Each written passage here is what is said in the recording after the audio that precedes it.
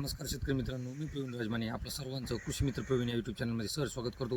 आजच्या व्हिडिओमध्ये आपण कांदा पिकाला तिसरी फवारणी किती दिवसांनी, त्याचबरोबर कोणकोणते कीटकनाशक, बुरशीनाशक यांचा वापर करायचा याबद्दल सविस्तर माहिती पाहणार आहोत. शेतकरी मित्रांनो, साधारणपणे आपलं कांद्याचं पीक 50, 55 किंवा 60 दिवसाचं झाल्यानंतर आपल्याला तिसरी फवारणी करायची आहे. तिसरी फवारणी का करायची आहे तर त्यामध्ये बुरशीजन्य रोगांपासून त्याचं संरक्षण करण्यासाठी, त्याचबरोबर किडींचा प्रादुर्भाव, त्याच्यामध्ये जे काही थ्रिप्स आहेत, उष्णतेमुळे थ्रिप्स वाढत असतात, थ्रिप्सचा कंट्रोल करण्यासाठी आपल्याला कीटकनाशक वापरायचं आहे.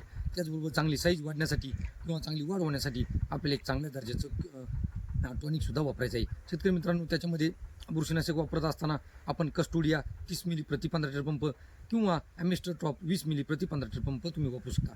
त्याचबरोबर शेतकरी मित्रांनो, कीटकनाशकामध्ये फिप्रोनिल घटक असलेलं तुम्ही जंप किंवा त्याचबरोबर इमिडाक्लोप्रिड आणि फिप्रोनिल घटक असलेलं तुम्ही स्पीड वापरू शकता. अशा पद्धतीचं कीटकनाशक तुम्हाला वापरायचं आहे. जंपच्या जर पुढे वापरायच्या असतील म्हणजे फिप्रोनिल घटक असलेल्या, तर त्याचं प्रमाण घ्यायचं आहे 5 ते 6 ग्रॅम प्रति 15 लिटर पंप. अशा पद्धतीचं कॉम्बिनेशन करून तुम्हाला फवारणी करायची आहे. त्याचबरोबर टॉनिकमध्ये तुम्ही इसाबियन, ॲम्बिशन किंवा चांगल्या पद्धतीचं मायक्रोन्युट्रिएंटसुद्धा वापरू शकता, किंवा याऐवजी आपण 13-0-45चा सुद्धा वापर करू शकतो.